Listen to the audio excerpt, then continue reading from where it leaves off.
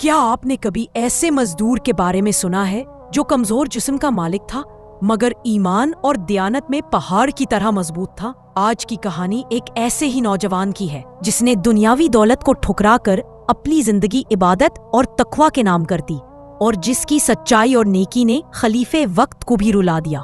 آئیے سنتے ہیں یہ ایمان افروز قصہ۔ حضرت سیدنا عبداللہ بن الفرج العابد علیہ رحمت اللہ الماجد فرماتے ہیں، ایک مرتبہ مجھے کسی تعمیری کام کے لیے مزدور کی ضرورت پڑی۔ میں بازار آیا اور کسی ایسے مزدور کو تلاش کرنے لگا جو میری خواہش کے مطابق ہو۔ یکایک میری نظر ایک نوجوان پر پڑی جو سب سے آخر میں بیٹھا ہوا تھا۔ چہرہ شرافت و عبادت کے نور سے چمک رہا تھا۔ اس کا جسم بہت ہی کمزور تھا۔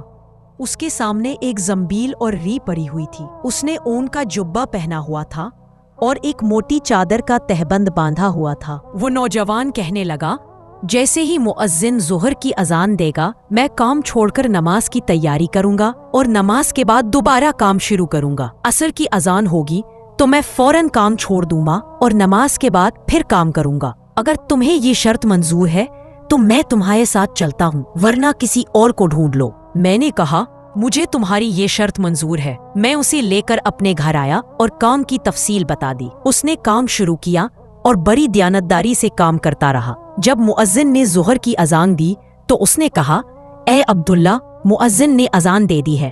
میں نے کہا، آپ جائیے اور نماز کی تیاری کیجیے۔ نماز سے فراغت کے بعد وہ دوبارہ اپنے کام میں مشغول ہو گیا۔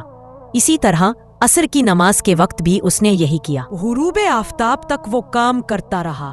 پھر میں نے اسے طے شدہ اجرت دی اور وہ وہاں سے رخصت ہو گیا۔ کچھ دنوں کے بعد مجھے دوبارہ مزدور کی ضرورت پڑی۔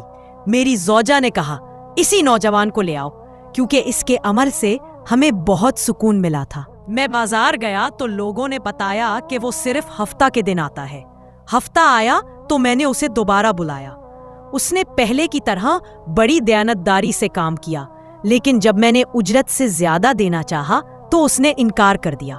اصرار کے باوجود وہ زائد رقم لینے پر تیار نہ ہوا۔ پھر ایک دن پتہ چلا کہ وہ بیمار ہے۔ میں اس کے پاس گیا تو دیکھا کہ وہ سخت بیماری میں مبتلا ہے اور اینٹوں کا تکیہ بنایا ہوا ہے۔ اس نے کہا، جب میں مر جاؤں تو میرا یہ جبہ اور چادر کفن کے لیے کافی ہے۔ میری جیب میں ایک انگوٹھی ہے، اسے امیر المؤمنین ہارون الرشید کو پہنچا دینا، لیکن یہ کام میری تدفین کے بعد ہی کرنا۔ کچھ دن بعد وہ نوجوان اس دنیا سے رخصت ہو گیا۔ میں نے اس کی وصیت کے مطابق تجہیز و تکفین کی، پھر انگوٹھی خلیفہ ہارون الرشید کو پیش کی۔ انہوں نے انگوٹھی دیکھ کر زاروں قطار رونا شروع کر دیا اور فرمایا، وہ نوجوان میرا بیٹا تھا جس نے خلافت اور دولت چھوڑ کر صرف اللہ کی رضا کو چنا۔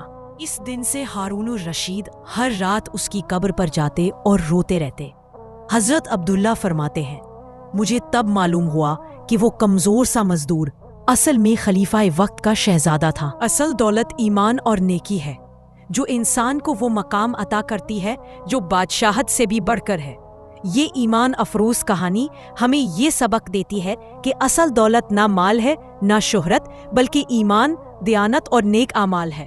اگر آپ کو یہ کہانی پسند آئی ہو تو چینل کو سبسکرائب کریں تاکہ مزید ایسی روح پرور کہانیاں آپ تک پہنچتی رہیں۔